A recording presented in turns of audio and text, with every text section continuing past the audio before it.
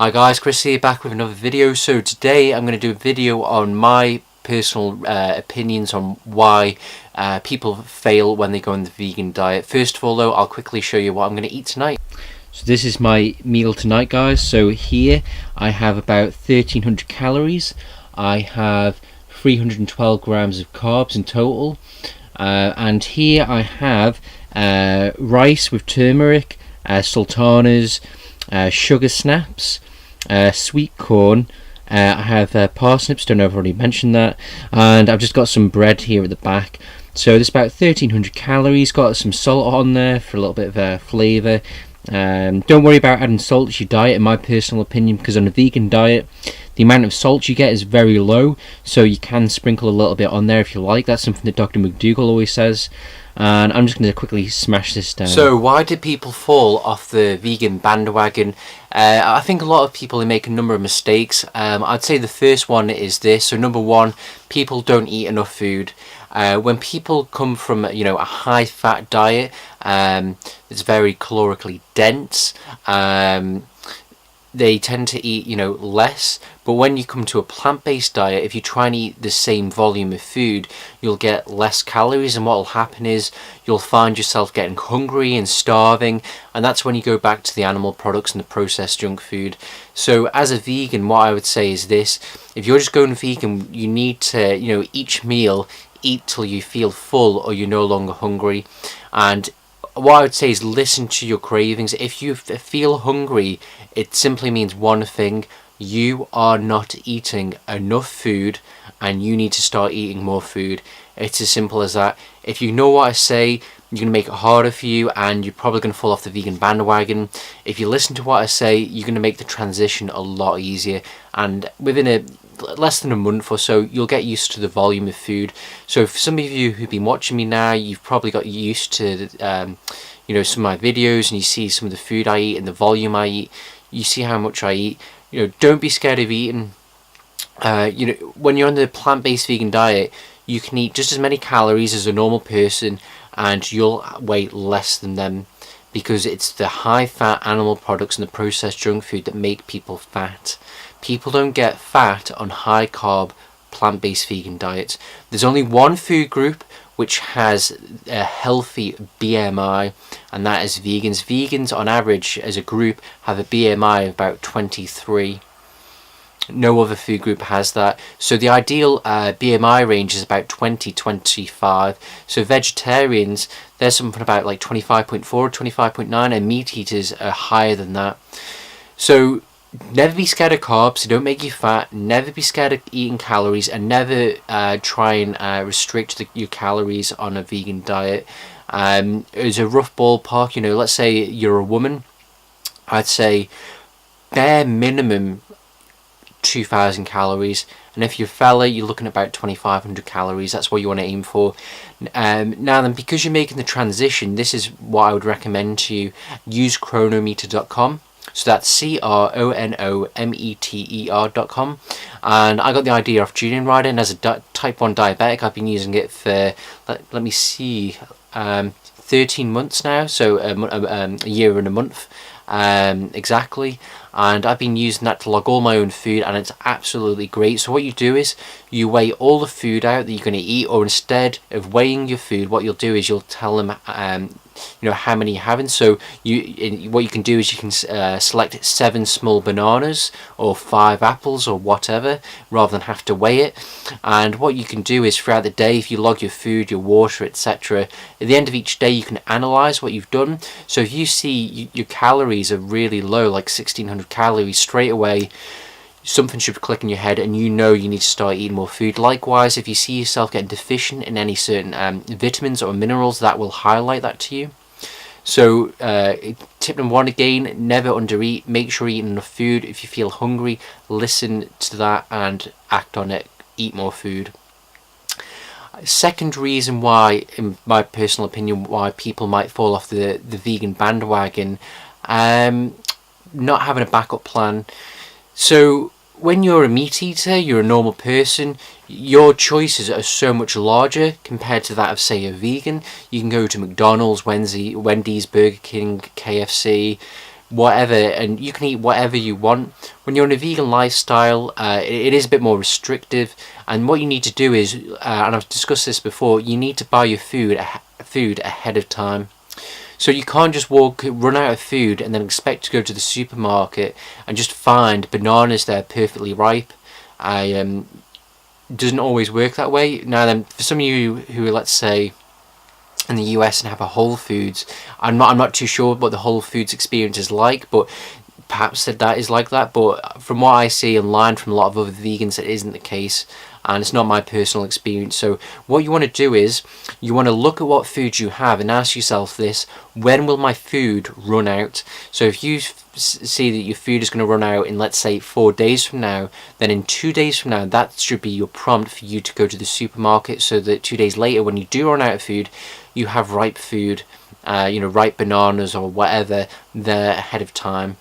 Likewise, it's also good to buy ahead of time in case of food shortages. I live on an island, so we have a lot of our food brought in. So let's say if the boats that bring in the food into us, they're not running, there's not going to be that much in. So always buy ahead of time. Now then, to some of you who are new as a vegan, that might sound like a pain in the bum, but it isn't. You get used to it very quickly, and because all the fruit and veg is in one location, usually in most supermarkets, it's really easy. You're in and out within a few minutes. So number 2, always have a backup plan. Always have food available. Always plan ahead of time. Number 3, allowing your family and friends to turn you back onto the animal products. So when you go vegan, you will get a lot of people questioning your lifestyle. People who've never been concerned about your health before will all of a sudden start asking you about protein and fat, where you're going to get your calcium, and they will try and turn you off the vegan diet. You need to be strong. You need to be strong. Your health is more important than your family and friends in terms of how they perceive you. At the end of the day, if they're your family and friends, they should love you or care about you enough to respect the fact that you're trying to change your lifestyle so that you'll get healthy. So what I would say is, if you're a vegan or someone who's trying to go vegan who has this problem, there are a number of things you need to do. Number 1, constantly read the scientific and medical literature to try and reinforce it in your mind. So watch Dr. Michael Greger, Dr. John McDougall, couldn't get out then, Dr. Neil Bernard, Dr. T. Colin Campbell, Dr. Caldwell Esselstyn, Dr. Dean Ornish, Dr. Garth Davis. Read their articles, their websites, buy some books, and you need to learn as much as possible, because you'll constantly be bombarded with this protein, calcium, wave of questions, and people questioning the new lifestyle you've chosen, and you need to be able to rebut that internally and externally. So what I mean by that is, internally you need to have the confidence in the vegan diet based upon science to sort of ward off those influences that people have, so that you don't start down what you're doing. And what I mean from an external perspective is that when people come to you and they try and argue with you, you have the knowledge to basically, rebut what they're saying, to, in a polite, clear, concise way and manner, explain to them how they're wrong and how the vegan diet is actually right. And if you do these things, what can happen is, you make yourself stronger and tougher as a vegan through knowledge. Knowledge is power. And at the same time, all the people who are attacking you and bombarding you with all these questions, almost, what you're basically disarming them, question at a time. Each time they ask you a question, you give them an answer and you disarm them, and you keep on doing it over and over until they start coming around to your way of thinking, or they just stop asking the questions. And the other thing I would say is this: always have your goal in mind. So what is your goal? What is your purpose for going vegan? Well, many of you may have one reason for going vegan, or you may have a number of reasons. So the important thing to remember is that you don't need to have all of the reasons to go vegan. Ultimately, one is good enough. So let's go through some of the reasons for going vegan. Number one, health. No one wants heart disease, cancer, diabetes, atherosclerosis, Alzheimer's, osteoporosis, obesity, irritable bowel syndrome, gout, you name it. No one wants those conditions. Whole food, plant-based vegan diet stops them. Animals. Who wants to see animals die slow, painful deaths because we're scared of a protein deficiency? 17,000 children die every single day because we're greedy and selfish, and we insist as a society that we're going to feed grain to animals so we can then kill those animals, eat those animals, and make ourselves sick. If we instead gave that grain to those children, 17,000 children would be alive every day. But because in the West we're selfish, that doesn't happen. Number four, the environment. 50% of greenhouse gases are produced ultimately by the animal industry. So the animals themselves and the industry and the infrastructure which supports that. So the fuel for the tractors and the farmers, deal with the animals, the grain that gets produced, which then gets shipped to the animals, etc. So when you take all this into consideration, about 50% of greenhouse gases are caused by animal products ultimately. Next one, number five, mass species extinction events. So many species around the planet are going extinct, sadly, because we're destroying their habitats to grow soy or grain for cattle. So I think I've given you about 5 reasons there, of why someone would go vegan. You'll have your own reasons why you've gone vegan, but the important thing is this: to keep it in the forefront of your mind. Why is it you're going vegan? Ask yourself this every day. I mean, so when people putting temptation in your mind to eat animal products, you can bring it to the forefront of your mind and say, no, I'm not going to eat that because I care about my health, or no, I'm not going to eat that because I care about the animals. And if you have this goal in mind, it can help sort of keep you on the straight and narrow path, so you don't veer off in either direction and veer off the vegan lifestyle. So I think there are probably more that I can add to that, but I think they're sort of the main reasons why. So remember, always eat enough food. Never feel hungry. If you're feeling hungry, you need to eat more food.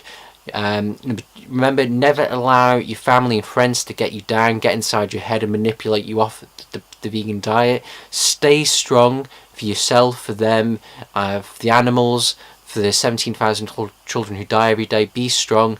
Get involved in community. So I mean, I personally trying to think, I think I only have one vegan friend. So not that many where I live, but for many of you who, let's say, live in California or I don't know, Adelaide or somewhere in England, there's a much larger population. There's going to be a lot more people you can meet up with. So go meet up with other vegans. Try and join Facebook groups, Facebook pages. Get on YouTube, make videos yourself like what I'm doing, or just get in contact with people who are making videos. Try and make friends so that when you're struggling, you can go to people for help. And if you ever are struggling, just message me. I mean, I've only got 462 subscribers, which I am extremely thankful for. But what I mean by that is, sorry, my camera just cut out. That I've got plenty of time to help people. I mean, I do have a full-time job, but I can happily come home and I'll go on my laptop and answer as many questions. I don't have all the answers. Only a fool knows everything, but I'll do what I can to help people. Because at the end of the day, I care about this cause, and I want every single person in the world to go, high carb, low fat, whole food, plant-based vegan, for them, for the animals, for everyone, for everything. And remember, always have that goal in mind, always have a backup plan. And I'm going to probably call it quits here, guys, because I'm starting to repeat myself, starting to ramble. I hope this was useful. If you hate this video, give me a thumbs down. Just let me know why, so that I can try and improve on my content for future. Let me know why exactly. If you like this video though, please support me and give that a like. It's good moral support to see people do that. Leave your comments, your thoughts. Likewise, many of you who are watching this have been vegan a lot longer than I have. You have more experience and knowledge than I do, so please, if you see people struggling, add your story into the comments, respond to people, help people. We need to be a community. We need to help one another and lift each other up and lift other people up that are struggling. So until next time, I hope that was useful. God bless, carb up, and I'll see you soon. Bye bye now. So today I'm going to talk about Furious Pete and the video he made about vegans and give you my thoughts and comments on it. First of all though, my evening meal. So for my evening meal I'm having 1900 calories. Don't worry about adding salt to your diet in my personal opinion, because on a vegan diet the amount of salt you get is very low, so you can sprinkle a little bit on there if you like. That's something that Dr. McDougall always says. And I'm just going to quickly smash this down. So why do people fall off the vegan bandwagon? I think a lot of people make a number of mistakes. I'd say the first one is this. So number one, people... Hi guys, Chris here, back with another video. So today I'm going to do a video on my personal opinions on why people fail when they go on the vegan diet. First of all though, I'll quickly show you what I'm going to eat tonight. So this is my meal tonight, guys. So here I have about 1300 calories. I have 312 grams of... People don't eat enough food.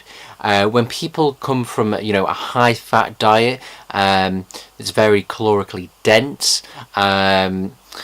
they tend to eat less. But when you come to a plant-based diet, if you try and eat the same volume of food, you'll get less calories, and what will happen is you'll find yourself getting hungry and starving, and that carbs in total.